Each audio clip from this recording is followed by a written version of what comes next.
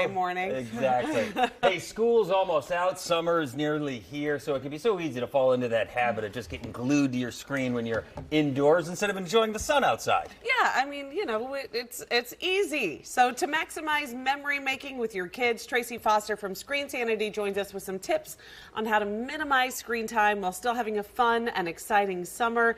Good morning, Tracy. Thank you so much for joining us. Thank you. And today is actually my kids' first day of summer. Oh my goodness. Can you believe that? It's so early. So it really is smart to get started thinking about this before it suddenly comes upon you, like for me. Yeah, later this week is when my kids' summer starts, and I'm like, what are we going to do? Yes. I know. So why is summer such a bad time to fall into those bad habits? Well, I think summer's a magical time, right? You have sunshine, outdoors, all of this unstructured time, which is really a gift. But when you don't have that structure of school, if you don't take some time to be intentional, it can just kind of melt into nothing. And I compare it to this metaphor that I remember hearing when I was in college about how you have to start by filling your jar with the big rocks, then the medium rocks, and then put in the sand. And screen time's sand. It's not bad, but if you don't start by putting in the big rocks, the things that are most important for your summer, you kind of start to feel like all you have is sand. And then if you want to start getting your kids to do other bigger, more meaningful things, it's gone, and the summer just kind of left in this screen-filled blur. Yeah, that's a really good point, being more intentional about planning some big activities. Yes. So what are some ways that families can balance more of the fun and screen time? So we encourage every family to start their summer by making a summer bucket list. We have one of these on our website as a free download. This is some of mine, some from last year and some from this year. Awesome. And you'll see it actually includes screen things and non-screen things. But it starts by helping you envision, we have this beautiful blank canvas.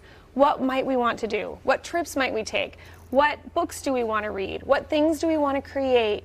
You know, what skills do we want to learn? And when you start doing that, it actually gives some of your kids, even self-driven, here are some things I actually really want to do. Wow, it only takes 20 hours to master some of these skills. Sure. I wrote this yesterday with my kids, and just last night, my son added one new one for me of, he wants me to learn how to do a pull-up.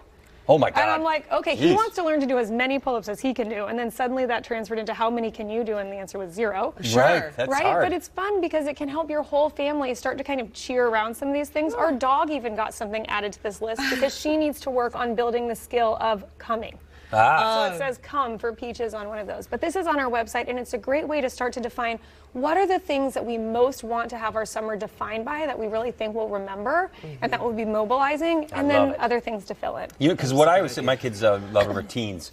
I'll say to them, like, if you want to feel depressed and anxious, sleep in and just get on your phone when you wake up. Like, that's an easy way. Like, you will not feel good about the world. Sure. If you do that day after day. You know. Yeah, and I mean, but it is so easy to slip into that. And I remember I had a lot of really bored days in the summertime when I was growing up, and you eventually just had to make your own fun. So what is your easy go-to offline win for families this summer? Well, I want to start by saying boredom is not bad. Sure. I think nowadays, like, we all grew up bored, but for some reason, parents today feel like they need to be cruise directors. And so if a kid comes up and says, I'm bored, it's really like an insult. It's like, I'm bored, Dad.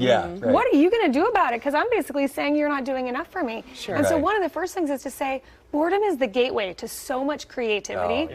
Let them be bored. It might take them 20 minutes to work out of that, but it's okay. But one thing we do have is an I'm bored jar. Oh, I like You guys can each grab one and see. Nice. But this is something where, hey, if your kid comes and says I'm bored, they get to pick something. It's a mix of fun things and practical things like chores. Mine's make an obstacle course. Oh, yeah, What's yours? that's perfect for you.